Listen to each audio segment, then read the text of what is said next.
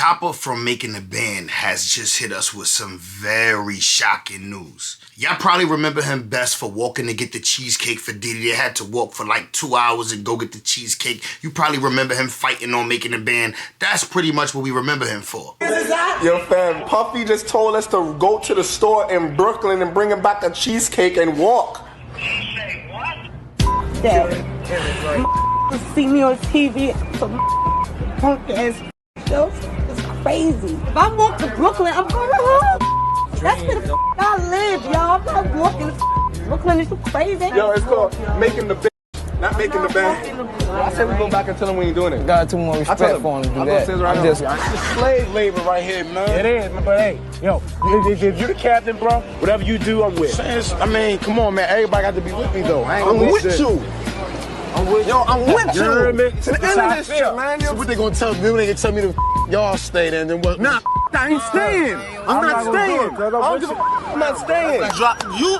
He dropped me. He dropped all of us, yo. Well, Chopper has just made some serious allegations about his bandmate Sara and the late, great Kobe Bryant. Sara, how you feel about that lawsuit she filed against Puffy? Sara is Saraing, if that makes any sense. I feel like it was coming. I felt like, you heard me, Sara felt like I was sabotaging her for her getting the suit. Now, on one behalf, Mighty Brad, I feel like she's right on the terms of, Diddy making us sleep in the same bed together. The things that Diddy was making us do, I don't think a female was, supposed to be in that situation. That I do believe and that I do feel. And you know me, bruh, I'm not biased. I'm unbiased to bull crap. You heard me? I just believe that on one point she's right. On another point, she's trying to money grab. And I felt like Sara's doing exactly what everybody else feel like. We got done dirty. We didn't get our just due. We didn't get what we deserved from the hard work and the hazing that he has put us through, to just, save all of us. I feel like, we didn't get our just due. This ain't some first time speaking about Sara and who she opened her legs for. The reason why they discussing Sara and her response to his last interview is because he already done said a couple names, let a couple names slip of who Sara done slept with, allegedly, and she responded, and she also sent some cease and desist. She don't want him to continue speaking about her past because she feel like it's left in the past. I'm trying to get a lawsuit. I'm trying to get a bag from Diddy. Why are you standing in between me and the bag that I could possibly get from Diddy? So it's a bittersweet situation with Sara. And then, from the interview that I did last time, you dig, some people felt like I was putting Sara on blast and it wasn't my business to put her business out there with Fred. And I thought long and hard on it. And I said to myself, maybe they right. But at the end of the day, I'm not here to please people's opinions. I'm here to speak my truth. Hey, I'm not mad at it, brother. Keep speaking the truth. It's making for good content. You know we like the tea. So keep speaking the truth. Let's get to Kobe and whoever else she let screw. And I kept it real for the culture. At the end of the day, I'm unbiased to everything I'm talking about. I kept it real. I even put myself out there. You heard me? That's how unbiased I am. So, but I couldn't let Sara lay back there, get on the documentaries, and speak false about Diddy, because that's not what happened. And that's just the real. It was my business, period. It was and it wasn't. You did take it how you want to. Believe that. That's how I felt about that. And like I say, I feel like it's a bittersweet situation is because I don't think Diddy owe us anything, yet he owe us what we worked hard for.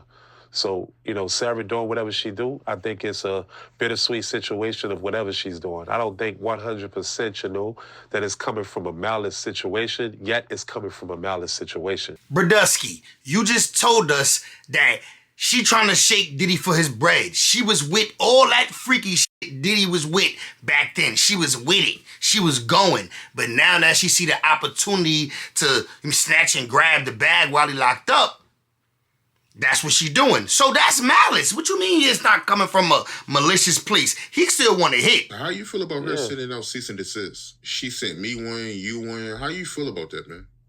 Oh, when it comes to us. I say, bruh, I didn't care. It's because at the end of the day, you got to have proof. You know, and you got to go to court. You heard me? And I knew in my mind that Sarah was going to lose that case because at the end of the day, I was keeping it real. And then Fred doubled back. And Fred, basically, he didn't want to say it, but, you know, he had to say it because it was the truth. You know, Sarah tried to put the cease and desist out there to make it seem like I was lying, but I wasn't lying. I was keeping it real. You dig? Everything I say on here is 100%. And that's why I love this platform, is because you bring people on here and people be brutally honest. And I'm one of those people. So I guess the people respect honesty. So I didn't feel no way about the cease and desist. You damn right we like the honesty. We do. And we appreciate and respect your willingness to come here and say this. Now, let's get to that stuff you were saying about Shorty and Kobe. Shorty and the Black Mamba. Shorty and the Kobe. I still do that every time I fake a little jump shot. But speaking of Sarah, right, before we get off of her, and you already know I get a whole lot of emails and DMs from people giving me information. So, you know, I want to ask you and see if you know. I heard she was messing around with Kobe. Who told you that? Hey, somebody emailed me that. You know, somebody told me the next time I interview you, you know, ask you about that. I would 100% say that was actual factual. Rest in peace to the greatest of all time. You heard me? And I don't want to say anything to disrespect his family, but I got to keep it real. Yeah, she had a little rapport with Kobe too. Yeah, for sure. I ain't gonna cap about that. I know Sarah hates to see a new interview from Chopper coming. Every time he get a platform, he tell a new person she slept with. This like the 4th, 5th, 6th, 7th dude in the industry. He don't let us know Sarah let crack that egg. But we appreciate the content. You did? But I don't really know the story with Sarah and Kobe of like seeing them encounter and leaving with each other. But I know for sure that Sarah has spoke on dealing with Kobe Bryant, 100%.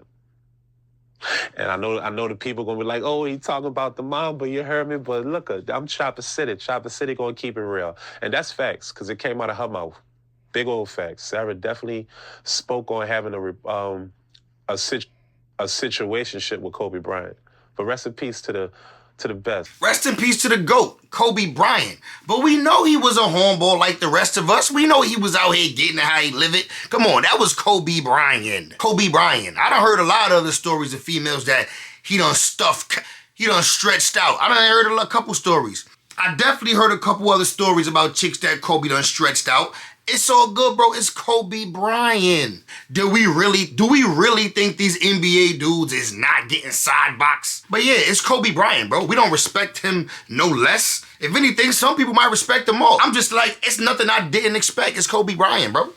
Like, you know what they say about LeBron James? LeBron James. You did? Sarah crazy, huh, bro? Promiscuous girl. I can't take it. She get around. Tupac.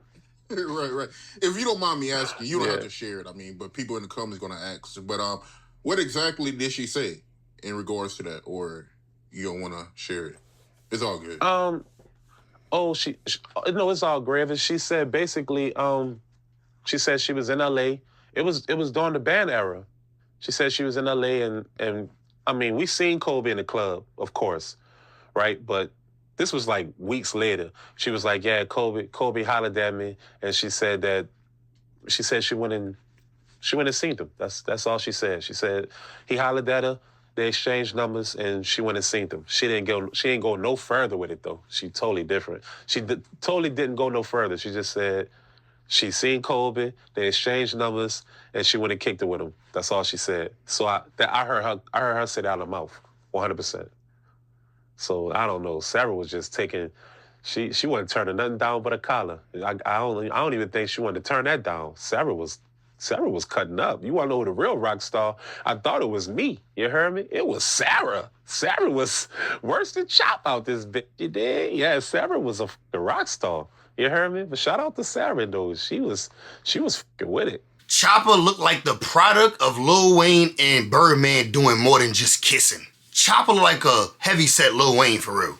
But let me know what y'all think in the comments, bro. Let me know what y'all think in the comments. Obviously, it's not hard to believe. Who else did you hear Kobe was tagging? What other buns did you hear that the late, great Kobe Bryant, the Mamba, the Black Mamba, was tagging? Or do you not believe it? You think he was 100% faithful?